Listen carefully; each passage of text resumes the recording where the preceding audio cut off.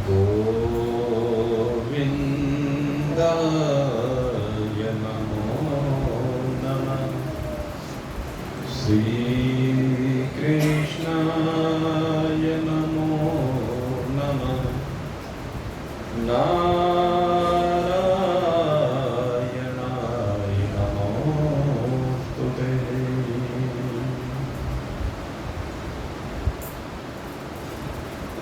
उपस्थित भाग्यवान भगवत प्रेमान्वित पान करने के इच्छुक सज्जन, भगवान निरंतर हमें अपनी दैविक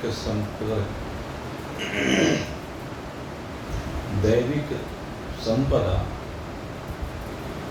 प्रदान करते जा रहे हैं और इन दैविक संपदाओं में जो चर्चा हमारी चल रही है वो दया और कृपा को लेकर चल रही है। भगवान की कृपा, संतों की कृपा जिन साधकों के ऊपर हो जाती है वो भी फिर कृपा करने लगते हैं।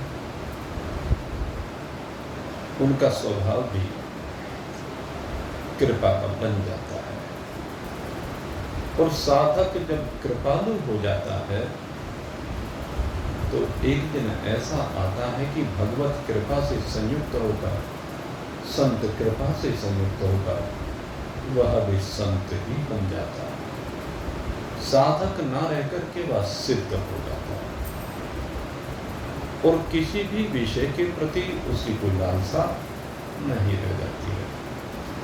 उसका हृदय अत्यंत पुनीत पावन हो जाता है। उसके हृदय की समस्त कठोरता समाप्त हो जाती है। अगली जो संपत्ति भगवान प्रदान कर रहे हैं वह मार्दवम है, अर्थात कठोरता का अभाव हो जाना, जीवन में कोमलता आ जाना, मधुरता, सौम्यता, ये जब जीवन में आ जाती है ना तो समझ लेना कि भगवान की कृपा हो गई है। और ये कब आती है भाई? भगवान कहते हैं जब आपके हृदय के भावों में परिवर्तन हो जाए। जिन लोगों ने आपको दुख भी दिया है ना और बिना कारण के दुख दिया है, आपसे बिना कारण ही बैर रखते हैं, कहते उनके प्रति भी आपके मन में कोई कठोरता ना रहे, कोई द्वेष ना रहे। मेरे मित्रों, ये जो विषय है ना, दूसरों ने जिन्होंने आपके दिल को दुखाया है, जिन्होंने समय समय पर आपको प्रताड़नाएं दी है, और कहते हैं कि बोली का भाव तो भर जाता है, बोली का भाव नहीं बनता। ये साधारण मनुष्यों की बात है, ये साधकों की बात नहीं, ये सत्संगियों की बात नहीं है। सत्संगियों को बोली लगती ही नहीं है। अगर लगती है तो साधक नहीं हो सकता, और नहीं लगती है तो सिद्धता को प्राप्त हो जाता है।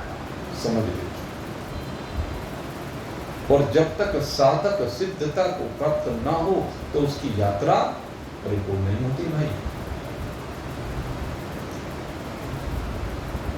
किसी ने जीवन में आपके प्रति कुछ भी किया हो, कितना ही कष्ट आपको दिया हो, कितनी बोली के घाव आपको दिए हों, जरा इन सबको भर दीजिए।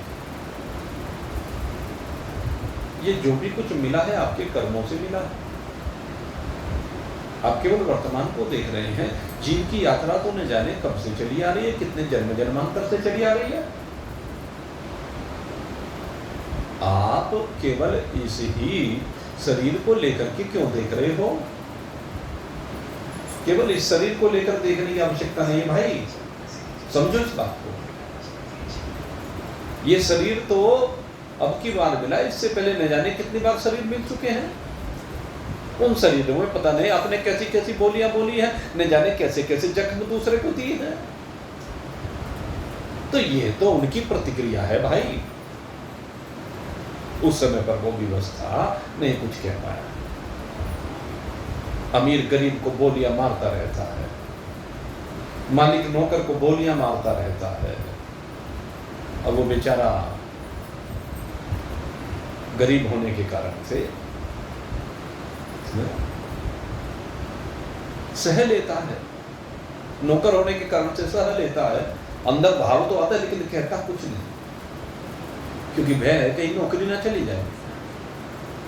गरीब को भय है कि ये अमीर आदमी कभी कभी मेरी सहायता कर देता, कभी ये सहायता करना ना बंद कर दे,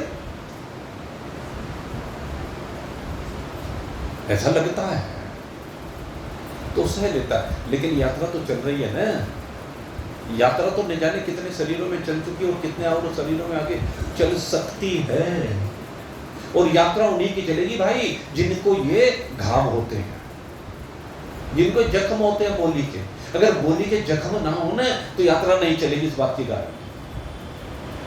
किसी ने कुछ भी कह दिया, आपका हृदय घायल नहीं होना चाहिए। और घायल हो तो भगवान के प्रेम में होना। ये हृदय लोगों के वचनों से घायल हो रहा है, नहीं, लोगों के वचनों से घायल नहीं होना चाहिए। ये अपूर्णता है, ये मार्ग की बाधा है, ये आपके राह का रोड़ा है भाई, समझो इस बात को। आपको इन रोड़ों को हटाना है, इन बाधाओं को मिटाना है। ये जो बार बार विपरीतताएं आती है, इनमें सम रहना सीखना है। अगर सम रहना सीख गए तो सिद्धता स्वतः ही प्राप्त हो जाएगी। और अगर सम रहना नहीं सीखे भाई तो फिर तो ये बोल लगते रहेंगे और बार बार शरीर पर शरीर प्राप्त करते रहोगे। इसलिए कहता हूं, वो कहते हैं ना चिकना घड़ा, चिकने घड़े के बारे में सुना है ना, कहते हैं चिकने घड़े को कुछ लगता ही नहीं, उसे कितना ही कह लो, कुछ ही कह लो, कुछ ही कर लो, उसके ऊपर कोई असर पड़ता ही नहीं भाई। तो चिकने घड़े बन जाओ। भरत जी कौन है? आप विचार करके देखिए। भरत जी चक्रवर्ती सम्राट, जिनके नाम से इस देश का नाम भारत पड़ा। यही वो सबसे पहले भरत जी हैं। भगवान के जो अवतार हुए ऋषभ देव जी, उनके पुत्र। वैसे तो 3 भरत का वर्णन आता है, जिनके नाम से कहते हैं इस देश का नाम भारतवर्ष पड़ा। लेकिन उनमें से सबसे पहले ये भगवान ऋषभ देव के बड़े पुत्र भरत जी हैं, क्योंकि चक्रवर्ती सम्राट है, बड़े परोपकारी है। लेकिन जब वैराग्य हुआ तो वैराग्य होने पर अपने पिता की भांति ही चल दिया, और चलने के बाद गंडकी नदी के किनारे पर जाकर के कुटी बना करके रहने लगे। ये कथा तो आपने बहुत सुन रखी है। एक मृगी के बच्चे में मोह हो गया और उसके कारण से मृग का शरीर भी उनको धारण करना पड़ा, क्योंकि अंतमता सुगता, मृग में मति थी अंतकाल में, उसमें आसक्ति थी अंतकाल में, इसलिए मृग ही बनना पड़ गया। लेकिन तदुपरांत मृग के शरीर में जाकर के फिर पूर्व प्रारब्ध सामने आया और उसके कारण से कहा, अरे ये तूने क्या किया? आया था सिद्धता को प्राप्त करने के लिए, आया था ब्रह्म ज्ञान से संयुक्त होने के लिए, अपनी ब्रह्म स्वरूपता में विराजमान होने के लिए, और पशु बन गया। मृग का मतलब पशु ही तो है, तो पशु बनने के लिए थोड़ा ना आया था, पशु बन गया, धिक्कारने लगा पशु के शरीर को, और किस तरह से पशु के शरीर का परावल पूरा हुआ, तो उसके कारण से आगे जाकर के एक ब्राह्मण के यहाँ अवतरण हुआ, और ब्राह्मण के यहाँ अवतरण होने पर भी कहते जन्म के साथ ही ज्ञान हो गया, क्योंकि पूर्व संस्कार है, और पूर्व संस्कारों के कारण से उनको अपने स्वरूप का बोध है। पिता ने बड़ा प्रयास किया पढ़ लिख ले, नहीं पढ़े लिखे, गायत्री मंत्र याद कराना चाहते नहीं याद किया, जिस भी काम पे लगा देते उसी काम को करते ही नहीं थे। आखिर परेशान होकर घर वालों ने बाहर निकाल दिया।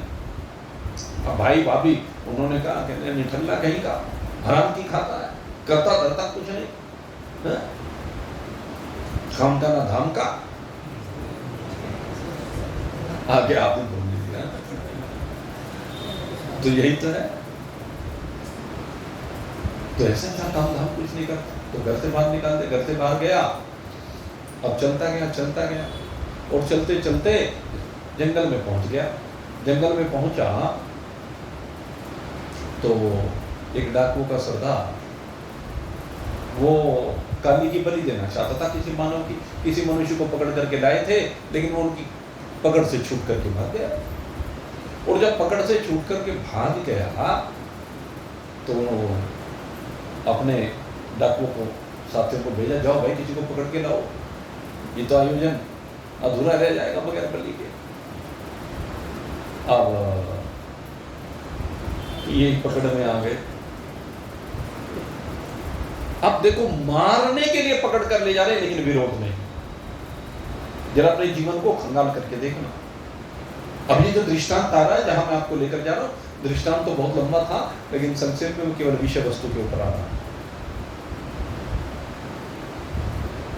जिसको मारने के लिए ले जा रहे हैं और वो कोई प्रतिकार नहीं कर रहा। पहले वाला तो भाग गया बचने के लिए, जान बचाने के लिए, लेकिन ये कोई प्रतिकार नहीं। पकड़ लिया, चलो भाई ले गए, पकड़ करके डाकू के सरदार के पास ले गए।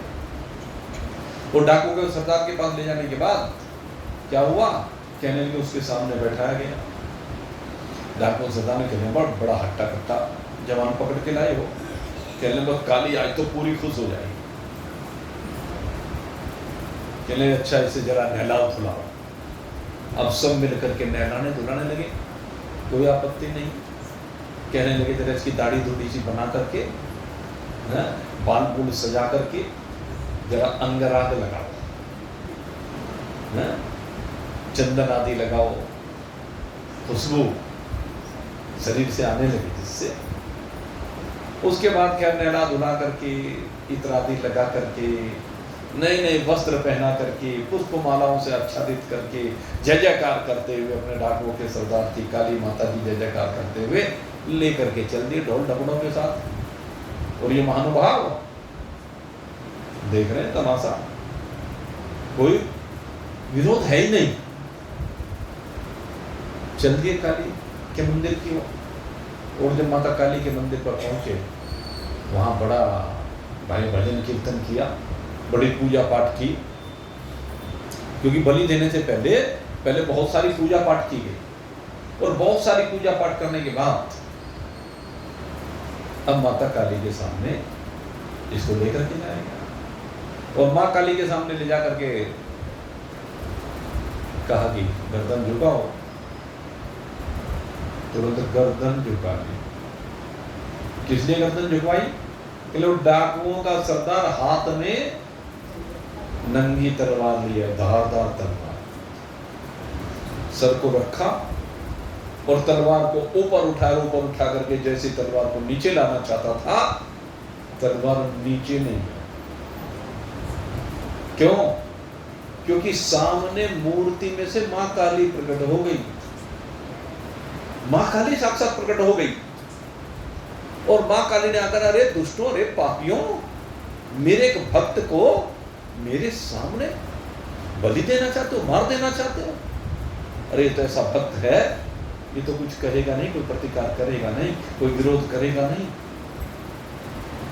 लेकिन इसकी रक्षा का दायित्व तो मेरा है।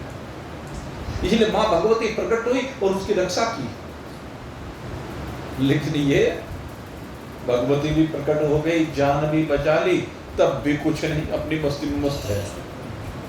न भगवती को ही कुछ कहा, कोई धन्यवाद किया हो, कोई हाथ जोड़ के पूजा अर्चना की हो, तूने मेरी जान बचा ली, क्योंकि वो मानते नहीं कि मेरी कोई जान है। वो अपने को शरीर मानता ही नहीं, मुझ आत्मा को मारने वाला कोई है नहीं। और उसके बाद वहां से चल दिया फिर अपने रास्ते। अब संयोग ऐसा बना कि जैसे ही आगे अपने रास्ते चला तो एक राजा रहुगण थे। कहते हैं कि जो मृग था, जिसके मुंह में ये भरत जी को मृग बनना पड़ा था, वही मृग रहुगण बन करके आया, राजा रहुगण। और राजा रहुगण कपिल मुनि के पास ज्ञान के लिए जा रहा था। अब 4 कहार उसकी पालकी को लेकर के चल रहे थे। रास्ते में कहार वो बीमार हो गया। अब आदेश दिया भाई किसी चौथे को पकड़ के लाओ। अब इधर उधर वहां जंगल में कहां से ढूंढे, तो यही मिल गए, उनको भी यही मिले, पकड़ के ले जा गए, पालकी में जोत दिया गया। अब पालकी में जब जोता गया तो चलने लगे। जब चलने लगे, ये रास्ते में जो चींटी आदि कोई भी जीव है नीचे, उनको बचाते हुए चल रहे हैं।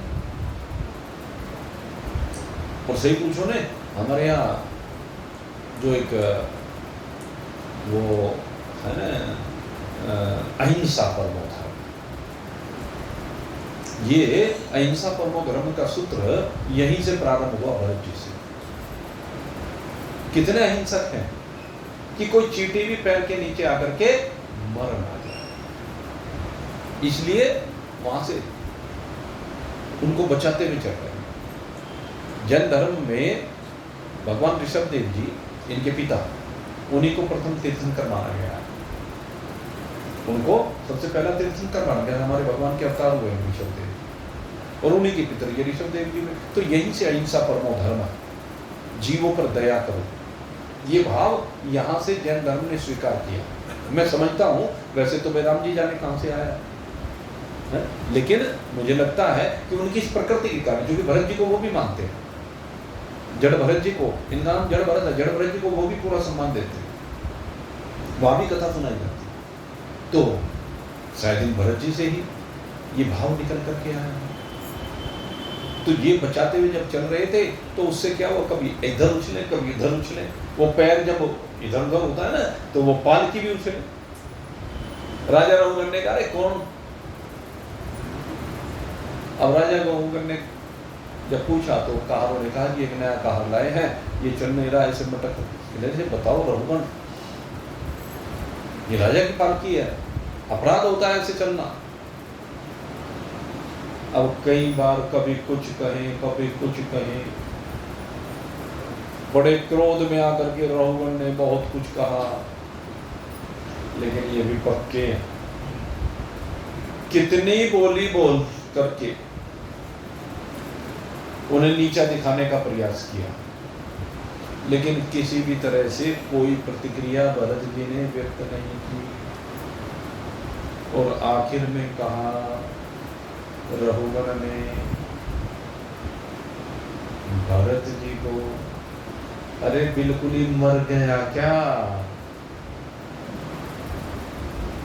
कहने लगे, हम मरे हुए ही पड़े हैं। हाँ तो सब ये 4 कहार जो अपने को कह रहे हैं, एक अंदर बैठा हुआ है, सारे मरे पड़े हैं, सारे मिट्टी के पुतले हैं, सारे तो मरे पड़े हो, आवागमन के चक्कर में बार बार जा रहे हो, बार बार आ रहे हो, और अहंकार से संयुक्त हो रहे हो। मृत्यु लगातार तुम्हें खींच रही है अपनी ओर। मेरी मृत्यु नहीं है, तुम्हारी मृत्यु है। मैं तो जी रहा हूं, मरे तुम पड़े हो। अब जैसे रहुगण ने सुना, कहने लगे भाई ये तो कोई गड़बड़ हो गई, और रहुगण ने तुरंत पालकी को रुकवाया, और पालकी को रुकवा करके शरण में आ गया, क्षमा करो। भाव कहने का क्या है? रघुगण ने कितने कटु वचन कहे, एक राजा अपने कार्य को क्या नहीं कह सकता। अब भागवत जी को पढ़े, मैं तो ये शब्द नहीं बोल पाता हूं क्योंकि मेरी आदत नहीं उस तरह के शब्द बोलने की, इसलिए मैं ज्यादा बोल नहीं पाता उस तरह के शब्दों को। लेकिन कितनी जली कटी कही, और अगर कोई और होता तो वहीं पे उठा के पटक देता, मर जाता या मार देता। घर में रोज यही तो होता है, रोज घरों में यही तो युद्ध हो रहा है, बाकी युद्ध। परशुराम और लक्ष्मण जी के बीच में ये बाकी युद्ध तो हुआ। आखिर में आकर के परशुराम जी ने कहा भाई बाकी युद्ध बहुत हो चुका, अब तो अब वाक नहीं, अब बाण युद्ध हुआ, उठाओ। लेकिन राम जी कितने कोमल है, ये है राम जी का नाम कि न प्रभु, भला आपके साथ मेरा कैसा है, आपके साथ मेरा कैसा युद्ध? अरे आप बड़े हैं, मैं तो एक छोटा सा राम, छोटा सा नाम मेरा राम है, आप परशु सहित राम, आप परशुराम है, इसलिए आप में और मेरे में समानता कहां? ये है कोमलता का नाम। इसको कहते हैं, चाहे कोई कितना भी कहता है लेकिन कोई प्रभाव पड़े नहीं, हमें बोली ना लगे, ये हमारा धर्म। जैसे भरत जी को कोई बोली नहीं लगी रघुगण की, ऐसे घर में रहते हुए, समाज में रहते हुए कोई कुछ भी कितना ही अपमान कर दे, कितनी गालियां दे दे, कितना ही मार पीट ले, कुछ भी कर दे, लेकिन फिर भी अपने मन में यह भावना आए कि मुझे इसका अपकार करना है, मुझे इसको दंड देना है।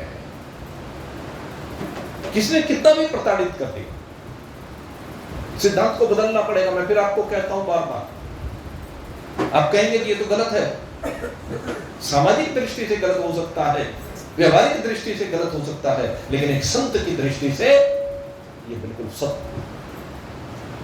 आप सामाजिकता के जीवन से बाहर निकलिए, व्यवहारिकता के जीवन से बाहर निकलिए, लौकिकता से बाहर निकलिए, आप पारमार्थिकता में आएंगे। पारमार्थिकता का स्वभाव यही है, भगवान आपको पारमार्थिकता में ले जाना चाहते हैं। मैं बार बार जो आपको कहता हूं, आप तो संत हैं भाई, आप अपने को आप गृहस्थी मत मानिए, आप अपने को समाज के साधारण व्यक्ति मत मानिए। आपके अंदर एक दिव्यता है, आपके अंदर एक अलौकिकता है, और यह अलौकिकता ही आपके अंदर इस कोमलता को लाएगी, इस कठोरता का परित्याग करेगी। कठोरता को जीवन से बाहर कीजिए भाई, आपकी वाणी से फूल बरसने चाहिए। कितना सा जीवन रह रहा है, मैं बार बार कहता हूं आपको, जीवन है कितना सा, कितनी सी यात्रा शेष है। क्यों लड़ते झगड़ते हो, क्यों कटु बोलते हो, क्यों प्रताड़ित करते हो किसी को, क्यों आपकी वाणी से जहर निकलता है? निकालो इसको, आपकी वाणी से अमृत निकलना चाहिए, अमृत वर्षा होनी चाहिए। भगवान श्री राम ने रावण जो उनकी पत्नी तक का हरण करके ले गया, उसको भी एक अपशब्द नहीं कहा भगवान ने। अपशब्द नहीं कहते भगवान, रावण कुछ भी कह ले, लेकिन राम जी अपशब्द नहीं कहते। शिशुपाल ने 100 गालियां दे दी भगवान को, लेकिन भगवान श्री कृष्ण ने कोई अपशब्द नहीं कहा। उसका वध किया, आखिर में संघात किया, वो अलग विषय है, उसका प्रारब्ध था। लेकिन भगवान अपने मुख से एक अपशब्द नहीं निकालते, चाहे कितना ही बड़ा पापी से पापी भी क्यों ना हो। हम अपनी वाणी को कभी भी क्यों खराब कर रहे हो, अपनी वाणी को क्यों जहरीली बना रहे हो? भगवान ये कहते हैं, अपनी वाणी को कोमल से कोमल बनाओ। आपकी वाणी माखन की तरह से कोमल होनी चाहिए, गंगा जल की तरह से पवित्र होनी चाहिए। एक मुझे मजाकिया प्रसंग बीच में याद आ गया, हमने 8th क्लास में पढ़ा था। एक 8th क्लास में इंग्लिश में एक चैप्टर था, माइजर एंड हिज टीचर। गुरु चेले 2 सेठ थे, तो जो 2 सेठ थे उनमें से एक जो है एक बार कहीं मिल गए, कहने निमंत्रण दे दिया, भाई आना मेरे यहाँ, कहने चाहो भाई। हम वो सेठ जी चले गए उसके यहाँ मिलने के लिए, और जाने पर कहने लगे चलो भाई कुछ खिला पिलाते आपको, बाजार में चले। तो बाजार में गए और जाकर के एक होटल वाले के पास गए, कहने लगे भाई तेरा भोजन कैसा है? कहने लगे जी मेरा भोजन तो बहुत ही बढ़िया है, बड़ा स्वादिष्ट है, जैसे माखन होता है। अच्छा माखन की तरह से, तो फिर मैं तेरा भोजन खा के क्या करेंगे, हम तो माखन ही खा लेंगे। अब वो गए माखन वाले के यहाँ, अब माखन वाले के यहाँ गए, कहने लगे भाई तेरा माखन कैसा है? कहने मेरा माखन बिल्कुल निर्मल है, पवित्र है, इतना पवित्र है जैसे गंगा जल। अच्छा गंगा जल? कहले गंगा जी कहाँ है? कहले बह नहीं सामने, हम तो गंगा जी के किनारे पर बैठे हैं काशी जी में। कहले फिर तेरा माखन लेकर के क्या करेगा, वो गंगा जी का जल हो गई दावत। कह रही तो बहाना है, लेकिन असली बात क्या है? जब पवित्रता की बात की जाती है, शुद्धता की बात की जाती है, कोमलता की बात की जाती है, तो माखन जैसा कोमल होना चाहिए हमारा हृदय। भगवान श्री कृष्ण, परसों हम भगवान का अवतरण दिवस मना रहे हैं, परसों अवतरण दिवस है ना भगवान का। और भगवान का स्वभाव कैसा है? कहते माखन चोरी करते, भगवान ने कभी चोरी नहीं की। ये तो लीलाएं है भगवान की। माखन कोमलता का प्रतीक है। भगवान कहते हैं अरे गोपियों तुम अपने स्वभाव को माखन की तरह से कोमल बना लो, तुम अपने हृदय को माखन की तरह से बिल्कुल कोमल बना लो, तो मैं तुम्हारे इस हृदय को चुरा लूंगा। तुम्हारे इस हृदय की कोमलता को मैं बहुत पसंद करता हूँ। तुम्हारे हृदय की कोमलता मुझे लुभाती है, तुम्हारे हृदय की कोमलता मुझे तुम्हारी ओर खींच लेती है, तुम्हारे हृदय की कोमलता मुझे विवश कर देती है तुम्हें अपना बनाने के लिए। यह है मेरे मित्रों भाव। भगवान को ये कोमलता अत्यधिक पसंद है, इसलिए मैं कहता हूं अपने हृदय को कोमल बनाइए। अगर यदि आपने अपने हृदय को कोमल बना लिया ना, तो आप गोपी बन जाओगे। गोपियों का हृदय इतना ही कोमल है, इतना ही पवित्र है, गंगा जल की तरह से पवित्र हृदय है। संतों का हृदय ऐसा ही होता है। आप अपने हृदय को ऐसा बनाइए और फिर देखिए जीवन का आनंद। जीवन में रस के अलावा कुछ नहीं रहेगा। आपकी वाणी से सदा रस का ही प्रसार होगा, रस ही टपकेगा भाई। यह है सिद्धांत की बात। तो भगवान कहते हैं कठोरता का परित्याग करो, अपने अंदर कोमलता लाओ। किसी ने आपका कितना भी अपकार किया हो, कितना भी अहित किया हो, आप जो है किसी का अहित नहीं करेंगे और कोई भी लोक मर्यादा के विरुद्ध कभी भी कार्य नहीं करेंगे। लोक विरुद्ध, मर्यादा के विरुद्ध अगर यदि कभी कार्य करता हो कोई संत दिखाई दे, फिर तो दिखाई नहीं दे सकता। अगर दिखाई दे तो इसका मतलब अभी कमी है भाई, अभी कच्चा है भाई, घड़ा पकने की जरूरत है। और जो कहते हैं कोई भी कार्य लोक विरुद्ध करने में संकोच माने कि नहीं मुझे नहीं करना है, ऐसी क्रिया भला मैं कैसे कर सकता हूं, जो लोक के विरुद्ध हो, समाज के विरुद्ध हो, शास्त्र के विरुद्ध हो, संतों के विरुद्ध हो, भगवान के विरुद्ध हो, कि नहीं ऐसा काम मैं नहीं कर सकता हूं। अरे मैं तो भगवान के, ये चिंतन करने का विषय है। मैं नहीं कर सकता भाई, गलत काम मेरे से नहीं हो सकता भाई, ये अशुद्ध भोजन मैं नहीं कर सकता, मैं इन वस्त्रों को, ये तड़क भड़क वाले वस्त्र मैं नहीं पहन सकता, मैं तो भगवान का भक्त हूँ, साधक हूँ। अगर यदि मैं भी ऐसा करूँगा तो फिर मेरे में और में फर्क क्या रह जाएगा? मैं परमात्मा की तरफ चलने वाला साधक हूँ। मुझे परमात्मा की तरफ चलने वाला समझते हैं लोग देखकर कहते हैं तो भगत जी है, ये तो भगवान का भजन करता है, ये तो भगवान के गुणानुवाद गाता है, भगवान के कामों को करता है। तो मन में कभी भी ऐसा भाव नहीं आता कि कोई गलत कार्य मैं करूं। गलत कार्यों के करने में, बुरे कार्यों के करने में एक लज्जा का भाव बना रहे, तो उसके अंदर सदा भाव रहे। 3 प्रकार के, चाहे वो कर्म योगी हो, चाहे वो भक्ति योगी हो, चाहे वो ज्ञान योगी हो, जिस मार्ग से वो आगे बढ़ रहा है, किसी भी मार्ग में बुरा करने के लिए नहीं कहा। बुरे कर्मों से सदा बचाव करे, उसका उद्देश्य सदा पारमार्थिक रहे, उसके अंदर कभी भी भाव ना आए बुरा करने का। वो तो मैं साधक हूँ, मैं भगवान का सेवक हूँ, मैं जिज्ञासु हूँ, इसलिए मैं कभी भी बुरा कार्य नहीं कर सकता। अगर यदि मैंने कोई बुरा कार्य कर लिया तो मैं तो अपने साधन से च्युत हो जाऊंगा, पतन हो जाएगा मेरा, मैं नीचे गिर जाऊंगा। मुझे नीचे नहीं करना है भाई। इसलिए धैर्य के साथ, सहजता के साथ, सरलता के साथ, चंचलता नहीं होती उसके हृदय में, अचापलन, उसके हृदय में कोई चंचलता नहीं है, उसका स्वभाव चपलता का नहीं है, वो किसी भी काम में जल्दी नहीं करता है, धैर्य पूर्वक शुभ कार्य करता है, अशुभ कार्य कभी करता नहीं है। उसका धैर्य सदा बना रहता है, जो समय पर हो जाए सो ठीक, उसको स्वीकार करता है, वो जरा ताका झाकी नहीं करता। ये जो चंचलता है ना, इसमें सबसे बड़ी खूबी यही है कि उसे ताका झांकी करने की आदत नहीं। वो संसार में ताका झांकी नहीं करता है, लोग ऐसा कर रहे हैं, वैसा कर रहे हैं, मुझे भी ऐसा करना है, ये भाव ही नहीं है।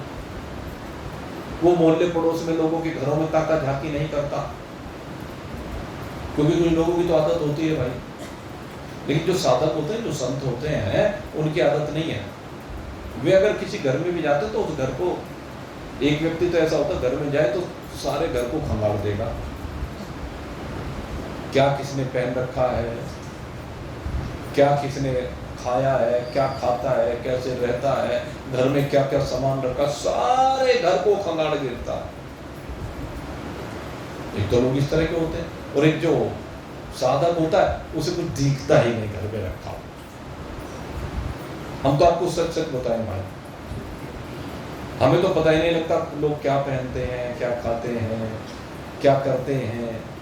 हम किसी के भी घर में जाए, कोई हमारे से पूछे तूने क्या देखा वहां पे, हमें तो ये भी याद नहीं रहता किसी ने क्या सम्मान किया, क्या खिलाया पिलाया, हमारे कुछ ध्यान नहीं रहता। हमें तो 2 मिनट पहले की बात ही भूल जाते हैं। अब इसे स्मृति भ्रंश कोई करना चाहे तो स्मृति भ्रंश कह ले भाई, लेकिन मैं तो कहता हूँ असली स्मृति तो यही है भाई। संसार को भूले रहो, हर घड़ी भूले रहो, ये स्मृति भ्रंश नहीं है, ये स्मृति लब्ध्वा। भगवान ने अर्जुन को, वो अर्जुन ने भगवान को यही कहा, प्रभु नष्टो मोह स्मृति लब्ध्वा, मेरा मोह नष्ट हो गया, स्मृति प्राप्त हो गई है, बस आपको भगवान याद रहना चाहिए, बाकी सब कुछ क्या ना जीरे में पड़े। यही तो कहावत है ना, जेरे में जाए सारा कुछ, जाना ही है। जेरे से मतलब मृत्यु के मुख में जाना है, विनाश होना है, निवृत्त हो जाना है, रहना नहीं है। कौन सी चीज रहेगी भाई? कुछ भी रहने वाला नहीं। इसलिए स्मृति लब्ध्वा, स्मृति प्राप्त कीजिए। कौन सी स्मृति? मैं ब्रह्म हूं, अहम ब्रह्मास्मि, अहम ब्रह्मास्मि, अहम ब्रह्मास्मि।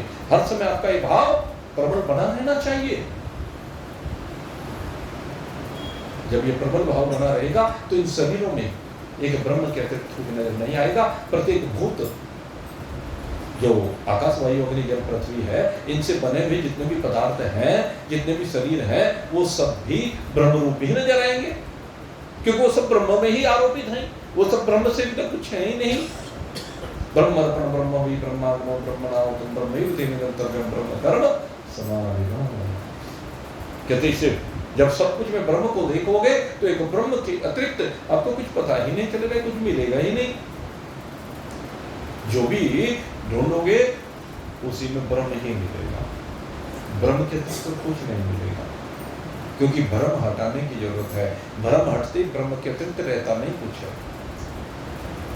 भ्रम को हटा दीजिए बस, जैसे भ्रम को हटाओगे ये सारे रिश्ते नाते एक तरफ हो जाएंगे। सब जगह पर एक परमात्मा के अलावा कुछ भी अवलोकित नहीं होगा। हटाओ भ्रम को। कब तक भ्रम में रहोगे, कब तक यूं ही संसार में अपनी यात्रा को खराब करते जाओगे।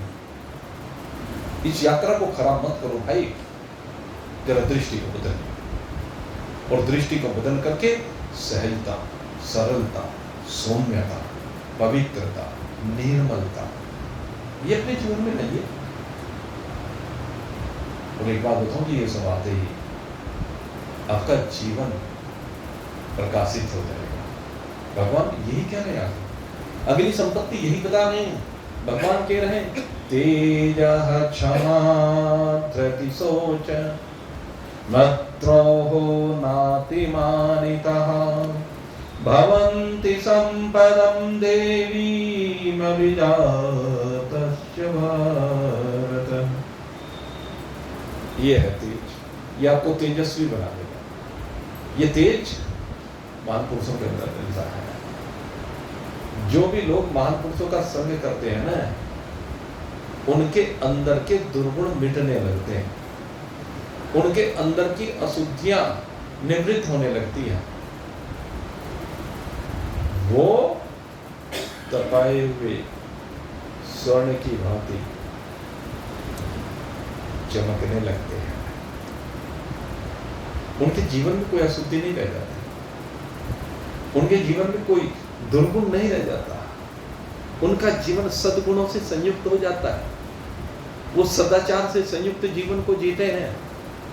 उनका आचरण, सदाचार का अर्थ क्या है? सत आचार। उनके आचरण में सत्य के अलावा कुछ नहीं रहता। दो प्रकार का सत्य होता है। एक सत्य से तात्पर्य है लौकिक विषयों को लेकर। लोक में सत्य का जो वर्णन किया गया है उसमें इंद्रियों के द्वारा, अंतःकरण के द्वारा जैसा जो कुछ देखा गया, जैसा सुना गया, जैसा अनुभूत किया गया, उसमें कोई भी मिलावट ना करके जो का त्यों प्रकट कर देना, इसको सत्य कहा गया है भाई। लौकिक सत्य तो ये है। और अलौकिक सत्य की जब हम बात करते हैं तो अलौकिक सत्य जो है वो तत्व है जो त्रिकालाबाध्य पदार्थ है। लौकिक सत्य से ही उस अलौकिक सत्य की प्राप्ति होती है। लौकिक सत्य के द्वारा धीरे धीरे वैराग्य होता है जीवन में। जीवन में से दुर्गुणों का निपटारा होता चला जाता है, सद्गुण जीवन में ग्रहण करते चले जाते हैं। और उसके बाद जब सत्य से युक्त जीवन होता है तो सत्य स्वरूप परमात्मा की ओर हमारे पग बढ़ते हैं। हम परमात्मा की खोज करते हैं। और जब परमात्मा की खोज करते हैं ना भाई, तो बस सब कुछ निपटता चला जाता है, सारे बंधन कटते चले जाते हैं, कोई बेड़ी नहीं रहती, कोई स्वतंत्रता नहीं है। फिर तो भाई स्वतंत्रता है, उस समय स्वतंत्रता है, अपना साम्राज्य है, अपना खुद का लोक है, अपना खुद का साम्राज्य है, अपना परमात्मा के अलावा कुछ है ही नहीं। ये स्वतंत्रता, ऐसी स्वतंत्रता है भाई, कोई विक्षेप नहीं जहां पर। और एक स्वतंत्रता कल भी है, स्वतंत्रता दिवस हमारा कल भी है ना, 15 अगस्त सन 1947। बेड़ियों में तो जकड़े हुए थे, चाहे वो अंग्रेजों की बेड़ियां रही हो गुलामी की, या उससे पहले मुगल साम्राज्य की, जो भी साम्राज्य रहे सबने बेड़ियां डाली भाई। सबने आकर के अत्याचार ही किए, सबने आकर के लूटपाट ही की। वो आए इसी के मकसद से थे। अब देखें जब हमारे देश में ये यवन लोग आने प्रारंभ हुए, किस लिए आए? लूट के लिए तो आए। भारत सोने की चिड़िया,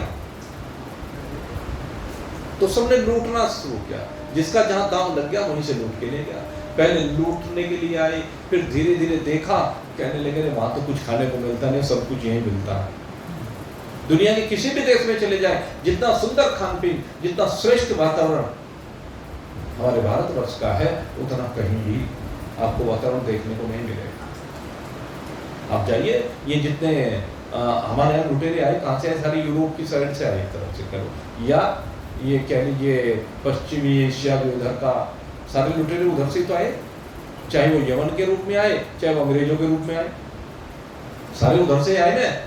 क्या था वहां? खाली बर्फ ही बर्फ पड़ी है, सारे को खाने को मिलता नहीं, पैदावार कुछ होती नहीं, इसलिए वो लूटने के लिए आए। और यहाँ की प्रकृति को देखा, यहाँ के माहौल को देखा, वातावरण को देखा, तो धीरे धीरे यही बसने भी शुरू हो गए। लेकिन वो लूट की प्रवृत्ति नहीं जाती थी, वो लूट की प्रकृति उनकी सदा बनी रही। इसलिए हम लोग लूटते पिटते रहे, बंधनों में जकड़े रहे, और 15 अगस्त सन 1947 को उनकी बेड़ियों से तो मुक्त हो गए भाई। 78 साल कल परिपूर्ण होने जा रहे हैं। कल तो आज ही हो जाएंगे, कल तो 79वां शुरू हो जाएगा। हमारी आज़ादी का 79वां ये वर्ष प्रारंभ हो रहा है। तो इस स्वतंत्रता दिवस की हम आप सभी को हार्दिक शुभकामनाएं अर्पित करते हैं। भगवान से प्रार्थना करते हैं कि स्वतंत्रता के साथ ही आप जरा पूर्ण स्वतंत्रता को प्राप्त करें, और पूर्ण स्वतंत्रता एक अपने विकारों का विनाश करें। अपने अंदर जो भी विकार है, जो भी दुर्गुण है, उन सबसे मुक्ति पाओ। बेड़ी तो असली में है, उन बेड़ियों को खोलना है। उन दुष्टों की बेड़ियां तो हमने काट डाली, लेकिन ये भी तो दुष्ट है जो हमारे अंदर काम करो मत लो, मोह मात्सर्य, राग द्वेष ईर्ष्या, ये सारे दुष्टी तो है, पापी तो है भाई। इनके बंधनों में जो हम जकड़े हुए हैं, इन बंधनों को काटो और काट करके मुक्त हो जाओ। ये आजादी का पर्व आप सबके लिए शुभ संदेश लेकर के आए। इन्हीं शुभकामनाओं के साथ इस स्वतंत्रता दिवस की बहुत बहुत शुभकामना। परसों भगवान श्री कृष्ण का अवतरण दिवस, उसके हृदय से अनंत शुभकामनाएं। ये ऐसा दिवस भाई, हम तो कहते हैं इससे श्रेष्ठ दिवस, श्रेष्ठ पर्व को दूसरा होता नहीं। तो परसों हंसी खुशी इस पर्व को मनाएं। कल का सत्संग, यहाँ पर एक श्रीमद् भागवत कथा चल रही है, शायद सूर्य पैलेस में, सूर्य पैलेस क्या, सूर्य पैलेस बोलते हैं सर, मात्रा रोड पर। तो उसमें कथा चल रही है श्री मृदुल कांत शास्त्री जी। तो उसमें कल निमंत्रण दिया है, तो कल का सत्संग वहीं पर करेंगे। 5 बजे से वो कथा प्रारंभ होती है, 8 बजे तक वो कथा चलेगी कल विशेष रूप से। अन्य दिवस तो 3 बजे से प्रारंभ होती है, लेकिन कल 5 बजे से प्रारंभ होगी, क्योंकि उसके बाद उन्होंने रात्रि में अभिषेक रखा हुआ है भगवान का। तो 5 बजे से कल प्रारंभ होगी। वहीं पर कल उसी कथा में जो भी सत्संग भगवान कराना चाहेंगे श्रीमद् भागवत के निमित्त, तो कल वहीं पर सत्संग करेंगे। यहाँ पर अब सत्संग रविवार को होगा, क्योंकि परसों जन्माष्टमी है, तो जन्माष्टमी का पर्व मनाइए खूब अच्छी तरह से। और रविवार को नंदोत्सव मनाएंगे। मेरे मन में भाव आया है इस बार, क्योंकि भगवान श्री कृष्ण के अवतरण के बाद अगला दिन भगवान का पता तो वहां अगले दिन पता चला भाई गोकुल में, तो तभी तो नंदोत्सव मनाया गया। तो रविवार है, 2 घंटे का रखेंगे रविवार को, 2 घंटे 7 बजे से 9 बजे तक, ठीक है। 2 घंटे के लिए रविवार को नंदोत्सव मनाएंगे, हंसी खुशी प्रेम के साथ सब आए और भगवान की महिमा का गुणानुवाद करें और सुने, दोनों बातें हैं। आप सबके लिए बहुत बहुत शुभकामना करते हुए आप यहीं पर वाया को विश्राम। बोलिए सच्चिदानंद